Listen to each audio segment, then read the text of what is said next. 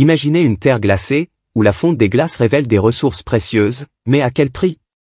Le Groenland, entre lutte pour sa souveraineté et exploitation de ses trésors naturels, pourrait bien être la clé de l'avenir de notre planète. Restez avec nous, car ce voyage dans l'Arctique va vous faire découvrir des enjeux que vous n'avez jamais imaginés. La situation géographique et historique du Groenland. Le Groenland, vaste territoire d'une superficie d'environ 2,16 millions de kilomètres carrés, est situé au nord-est du continent nord-américain, entre l'Atlantique Nord et l'océan Arctique. C'est la plus grande île du monde, bien que certains la considèrent comme un continent en raison de son envergure impressionnante. Malgré sa grande taille, sa population est relativement faible, avec moins de 60 000 habitants, la plupart vivant sur la côte ouest de l'île. Le Groenland est une région dominée par des paysages majestueux de glaciers, de montagnes imposantes, de fjords profonds et de toundra, un environnement naturel qui marque profondément la culture et la vie des Groenlandais. L'histoire du Groenland est fascinante et complexe, marquée par une série d'événements clés qui ont façonné son identité contemporaine.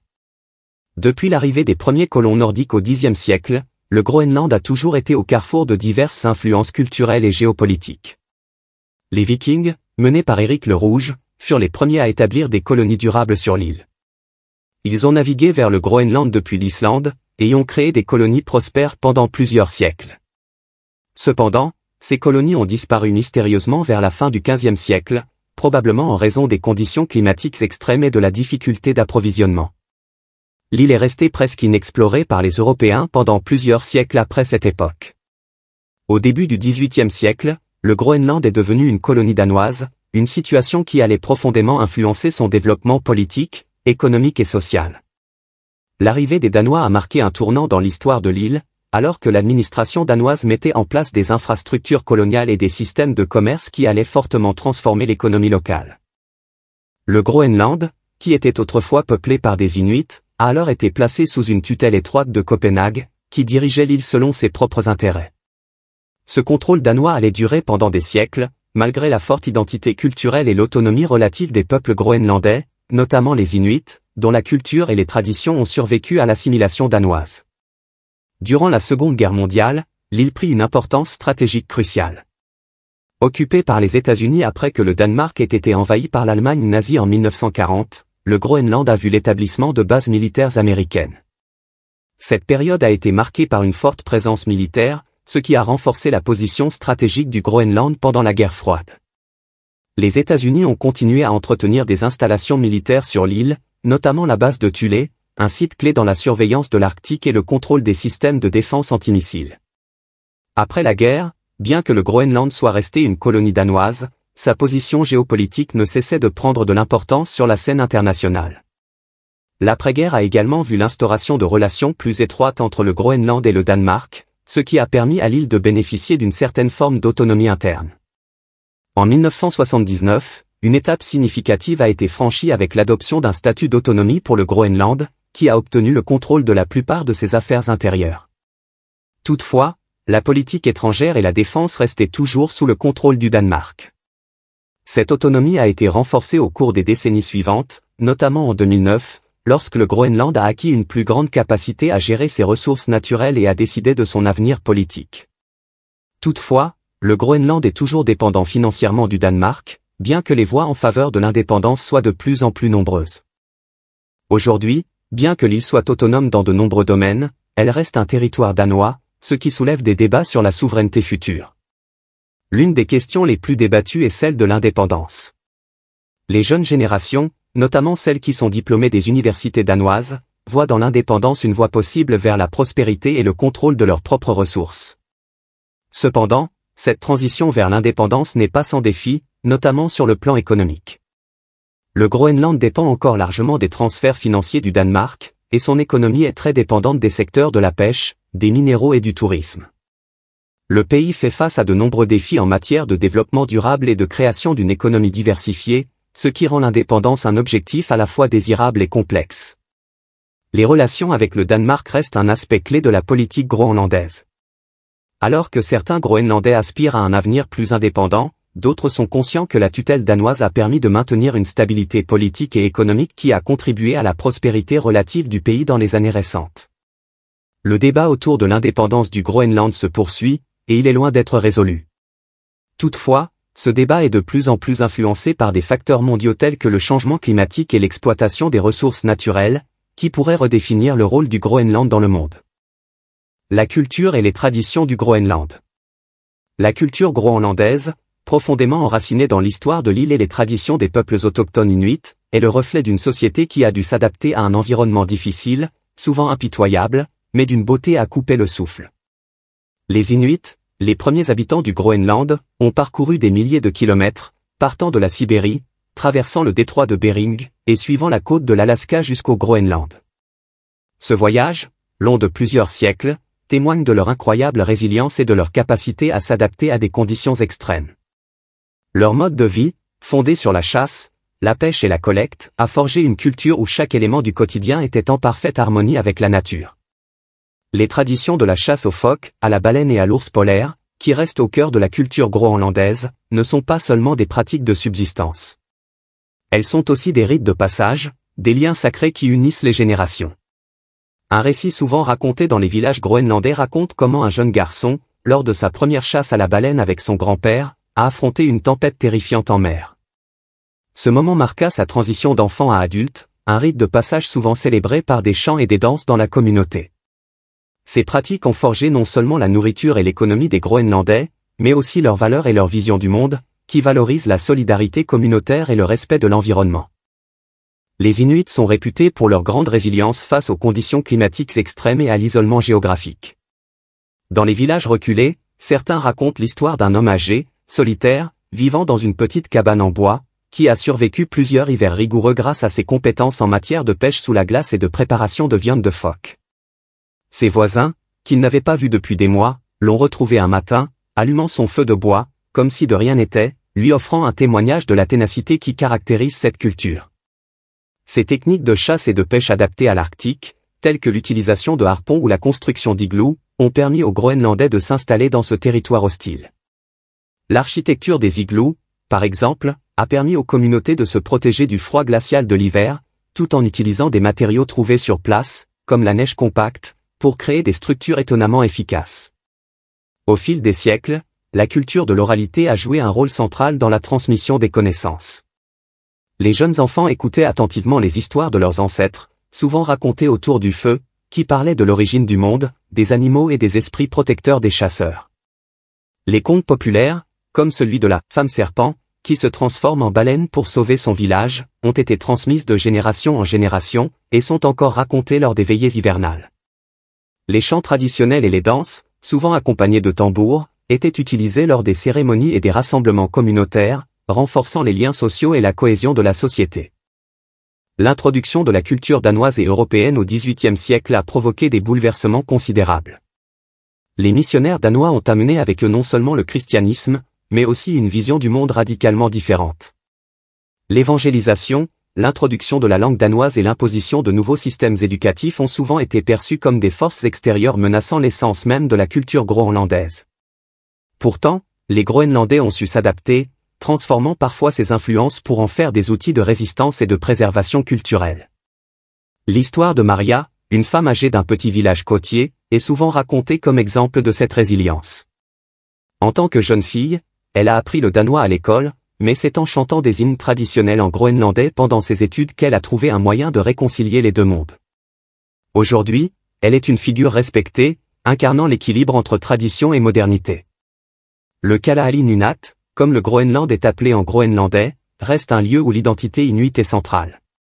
La langue groenlandaise, bien qu'elle ait subi des modifications au fil du temps, reste la langue maternelle de la majorité de la population et est un symbole puissant de la résistance culturelle.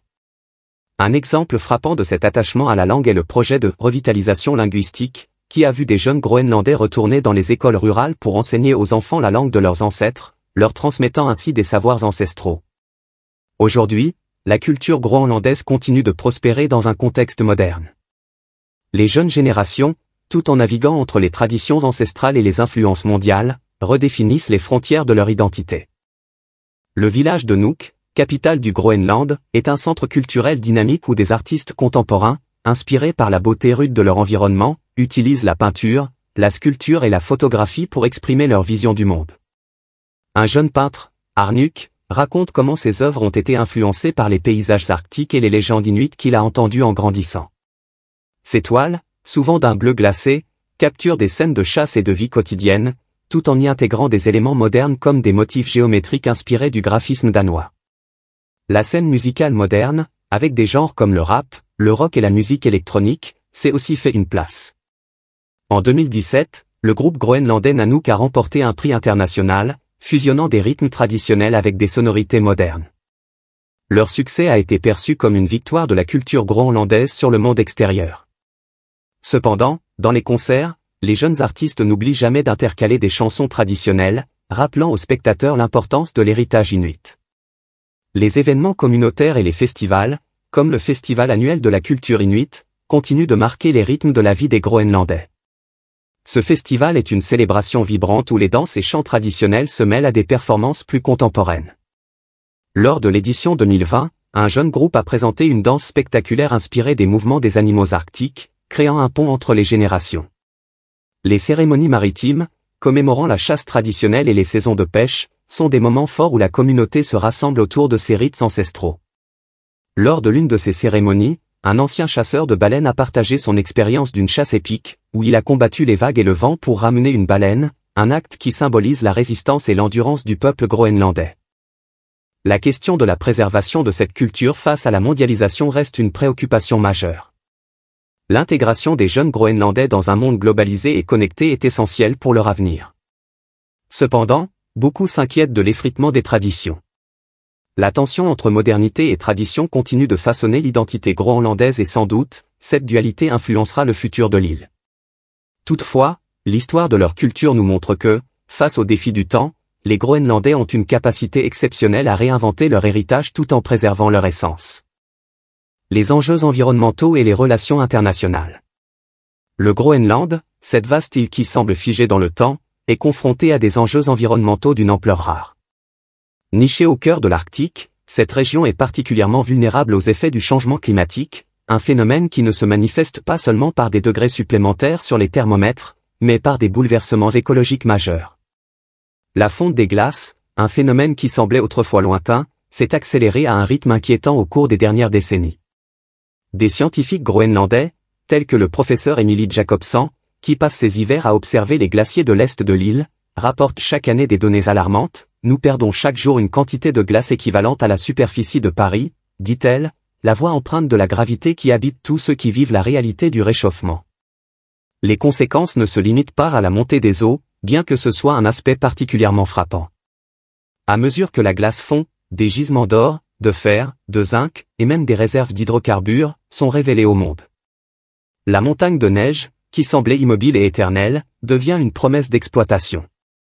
Cela suscite un paradoxe douloureux pour les Groenlandais. D'un côté, la disparition de la glace menace la faune et l'écosystème fragile de l'île, et de l'autre, ces mêmes ressources naturelles, qui étaient autrefois inaccessibles, semblent offrir une bouée de sauvetage économique. Un vieil habitant de Sisimiut, un village côtier, se souvient, il y a 30 ans, la terre semblait intacte, mais aujourd'hui, la mer avance chaque jour un peu plus vers nos maisons. Nous ne savons pas si nous devons être inquiets ou heureux de ce qui se cache sous la glace. La pêche, qui a constitué pendant des siècles le cœur de l'économie et de la culture groenlandaise, est elle aussi menacée par le réchauffement climatique. L'acidification des océans et les changements dans les courants marins perturbent les cycles naturels des poissons, des crustacés et des mammifères marins qui sont essentiels à la subsistance des habitants. Des pêcheurs comme Michael Rasmussen, qui a pris la mer depuis son adolescence, expliquent que les poissons qu'il attrapait autrefois abondamment dans les eaux froides du fjord ne se trouvent plus où ils étaient. Ce que l'on appelait le poisson de la mer du Groenland est devenu presque une légende, raconte-t-il, les yeux brillants de tristesse. Dans ce contexte, les pressions pour exploiter ces nouvelles ressources se font de plus en plus fortes. Les gouvernements et les entreprises internationales scrutent chaque mètre carré de la glace fondue, espérant y dénicher de nouvelles réserves de pétrole ou de gaz. La Chine, les États-Unis, et d'autres grandes puissances n'hésitent pas à faire des promesses alléchantes pour investir dans ces secteurs, tout en incitant à la modernisation des infrastructures pour faciliter l'extraction des ressources. Mais, comme le souligne Aputi, une jeune militante écologique groenlandaise, nous devons choisir entre sauver notre terre et exploiter nos ressources. Mais sauver notre terre, c'est sauver aussi notre âme. Les relations internationales, notamment celles avec le Danemark, joue un rôle crucial dans cette dynamique. Le Groenland, bien que jouissant d'une large autonomie, reste sous la tutelle de Copenhague pour les affaires étrangères et la défense. Ce cadre a mené à des tensions, notamment en 2019, lorsque l'administration de Donald Trump a fait une proposition surprenante, acheter le Groenland. C'était comme si le pays tout entier avait été mis en vente, se souvient le député groenlandais Malik Sorsdal, avec un soupir de consternation. Bien que cette proposition ait été rejetée avec fermeté par le Danemark et le Groenland, elle a mis en lumière la valeur stratégique de l'île. Thule, la base militaire américaine située au nord-ouest du Groenland, est un point d'ancrage clé pour le contrôle de la région arctique, et par extension, un atout dans la guerre froide climatique qui se déroule actuellement. Les États-Unis ne sont pas les seuls à lorgner sur cette terre stratégique. La Chine, dans sa quête pour étendre son influence dans les régions arctiques, a multiplié les investissements dans des projets d'infrastructure. L'un des plus remarquables fut un projet de construction d'un port dans le nord de l'île, porté par une entreprise d'État chinoise. Les responsables groenlandais, bien que conscients des bénéfices économiques possibles, se sont montrés prudents face aux implications politiques de tels investissements. Ils craignent que ces projets n'entraînent une perte de souveraineté sur leurs terres. Nous devons être vigilants, affirme Lala, une entrepreneure groenlandaise. Une route commerciale ou un port pourrait apporter des bénéfices à court terme, mais à quel prix à long terme? Au cœur de ce dilemme, les jeunes Groenlandais se trouvent à un carrefour. D'un côté, ils rêvent d'une économie moderne et prospère, où l'exploitation des ressources naturelles pourrait offrir une prospérité bien nécessaire à l'île. Mais de l'autre, beaucoup militent pour une approche plus durable et préservatrice. Lors d'un forum organisé à Nuuk, des jeunes leaders ont exprimé leur volonté de voir le Groenland devenir un modèle en matière de protection de l'environnement, et un centre d'innovation verte. Nous pouvons allier tradition et modernité, déclare Nuka, une jeune entrepreneur qui a grandi à Nuuk. Mais nous devons refuser de sacrifier notre planète. Pour quelques milliards. Les débats sur la souveraineté et la relation avec les puissances étrangères sont également exacerbés par ces enjeux environnementaux. Le Groenland, en tant que territoire autonome, se trouve à un carrefour difficile. La question de l'indépendance complète, bien qu'encore marginale, est de plus en plus présente dans les discussions politiques, notamment face aux pressions extérieures. Il est temps que nous soyons maîtres de notre destin, déclare le maire de Tasiilaq, dans une interview émotive. Si nous voulons que notre culture et notre terre survivent, il nous faut plus que des promesses. Nous avons besoin de véritables décisions. Le Groenland se trouve ainsi pris dans une dynamique complexe, où il doit jongler avec ses ambitions de développement économique, ses responsabilités envers ses habitants, et les impératifs de préservation de son environnement. Les décisions prises aujourd'hui façonneront non seulement l'avenir de l'île, mais également l'équilibre géopolitique de l'Arctique et, plus largement, l'avenir de la planète.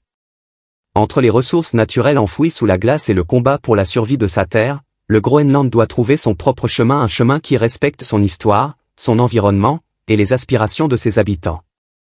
Alors, qu'en pensez-vous? Le Groenland devrait-il sacrifier son environnement pour ses ressources, ou est-ce que son avenir repose sur la préservation de sa nature intacte?